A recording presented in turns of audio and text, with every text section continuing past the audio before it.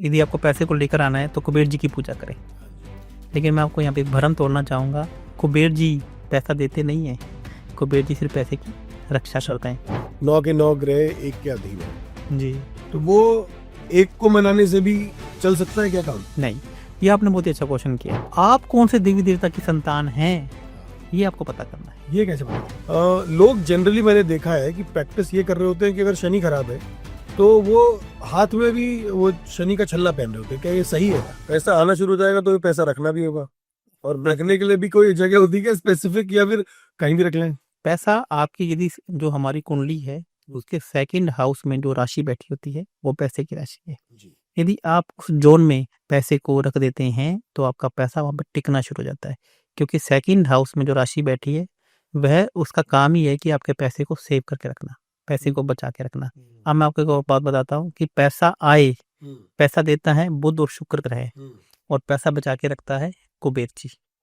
आप अक्सर अभी मार्केट में एक बात और आपने सुना होगा कि पैसे को, यदि आपको पैसे को लेकर आना है तो कुबेर जी की पूजा करें।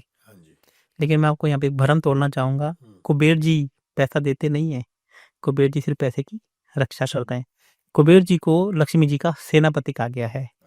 जब कुबेर जी ने माँ लक्ष्मी जी की पूजा की थी और उन्होंने ब्रह्मा जी से वरदान लिया था कि मैं लक्ष्मी जी को मुझे एक ऐसा वरदान दो कि मैं माँ लक्ष्मी जी को खुश कर दूं, तो उन्होंने सोने की जो लंका बनाई थी और रावण ने बनाई थी, वो रावण ने नहीं बनाई थी, वह कुबेर जी के द्वारा बनाई गई थी।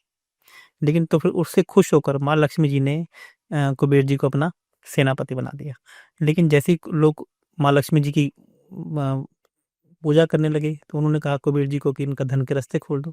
लेकिन जो कुबेर जी थे वो काफी कंजूस है, तो उनका दिल नहीं है, तो उन्होंने गेट को अंदर से लॉक कर दिया, बाहर से लॉक कर दिया और बाहर जाके बैठ गई।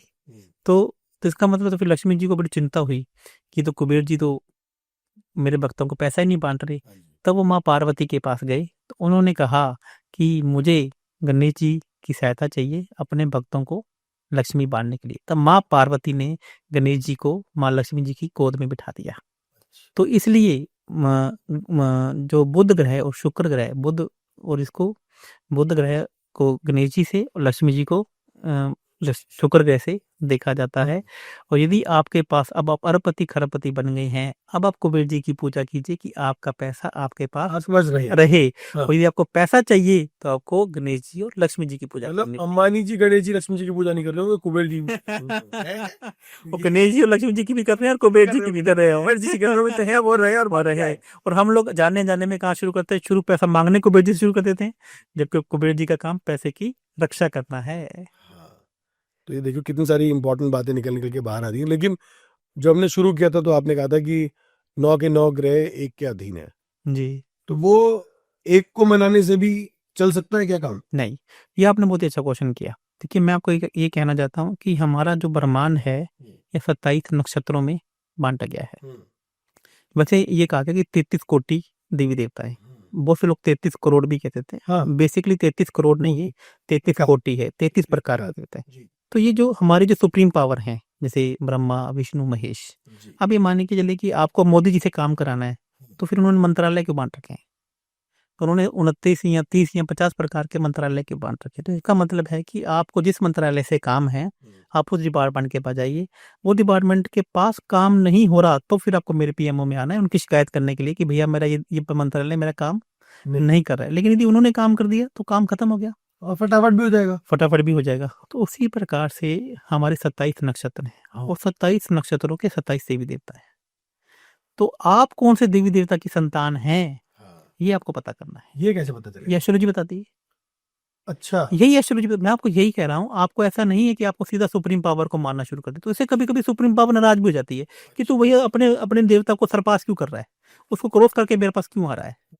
हाँ, मेरी बात को समझने की कोशिश कर। मैंने अभी क्या बताया कि जब शनि महाराज जी संकट में थे तब उन्होंने क्या बोला था कि मैं तेरी हेल्प नहीं कर पाऊंगा क्योंकि मैं रावण के पूजा से भी बंधा हुआ हूँ। अब तेरी जो सहायता करने मेरे अवतार आएंगे तो अब तो कभी कभी वो खुद सुप्रीम पावर भी आपकी सहायता नहीं कर पाती हैं क्योंकि वह भी बन जाते हैं।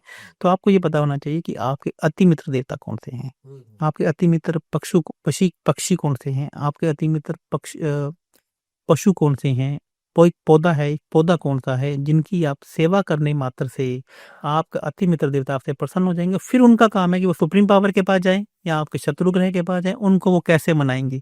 आपको आपके एस्ट्रोलॉजी के माध्यम से हम ही आपको बताते हैं कि ये अगर आपके शत्रु हैं, ये आपके मित्र हैं, तो अब ये आपके देवता हैं जिनकी आपने पूजा है। जिनकी आपकी पूजा की। जैसे मेरे अश्विनी कुमार जी देवता हैं और घोड़ा मेरा अति मित्र जो है वो पशु है, और कुचला का पौधा मेरा अति मित्र प्लांट है, और जो मेरे ये मित्र ग्रह हैं वो इस प्रकार से जो मैंने अपने हाथों में पहने हुए हैं, तो मैं उन्हीं ग्रहों को मनाता हूँ। तो फिर मैं अपने काम के लिए अश्विनी कुमार जी को बोलता हूँ, तो मेरा काम वो बाकी देवी देवता। यानी कि अभी जो आपने बात बता दी ना, मित्र ग्रह आपने अपने हाथ में पहने हुए, तो मैं कई लोगों से जब ये बात करता हूँ थोड़ा सा मतलब, क्योंकि मैं बहुत सारे विद्वान आचार्यों से बात कर चुका हूँ, तो मैं भी यही सलाह देता हूँ कि ना किसी अच्छे ज्योतिष को दिखाओ। लेकिन लोग जनरली मैंने देखा है कि प्रैक्टिस ये कर रहे होते हैं कि अगर शनि खराब है तो वो हाथ में भी वो शनि का छल्ला पहन रहे होते हैं। क्या ये सही है? अभी आपने कहा कि ये मित्र ग्रह के पहने हुए आपने, तो शनि खराब है, तो शनि खराब के लिए क्या करना चाहिए? पहली बात तो आपको ये समझना पड़ेगा कि शनि आपका खराब है कि नहीं है, ये आपको कैसे पता? वो तो ज्योतिष बताएगा ना। वो यही एक बहुत बड़ी समस्या है। आप मैंने क्या बोला कि अब अमित शाह जी का सूर्य नीच के तो हैं, लेकिन सूर्य उनके शत्रु नहीं है। लेकिन ज्योतिषी पर भरोसा कैसे करें? योग तो मतलब अब आप लोग 1000 रुपए 500 रुपए से लेकर और 5 लाख रुपए तक दे रहे हैं, और बहुत से लोग मेरे जानने में हैं जो लोग अच्छा पैसा देने के बाद भी उनको जो उपाय मिले वो नहीं हुए। अभी रिसेंट न्यूज है कि देहरादून में देहरादून की दंपत्ति ने आत्महत्या कर ली ना, परिवार ने पूरे 6-7 लोगों ने आत्महत्या कर ली। वो भी किसी बाबा के यहाँ गए थे, वहां से वो लौट रहे थे। अब वहां क्या बात हुई, कौन बाबा थे, इस बारे में नहीं, लेकिन इम्पोर्टेंट बात यह है कि लोगों को रास्ता नहीं मिल पाता। अब ये कैसे आइडेंटिफाई करेंगे? देखिए, ये एक बहुत बड़ी समस्या है कि लोग नेगेटिव कर देते हैं।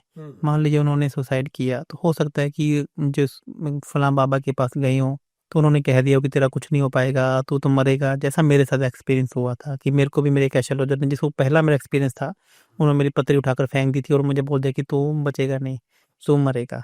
तो एक हमारे एस्ट्रोलॉजर में 90% लोग इसलिए नहीं दिखाते अपनी कुंडली को कि उन्हें लगता है कि सामने वाला मुझे वहम में ना डाल दे, कि ऐसा ना हो कि अच्छा बुरी लाइफ चल रही है, सामने वाला मेरे सबकॉन्शियस माइंड में कोई बात डाल देगा, तो मैं नहीं जाना चाहता।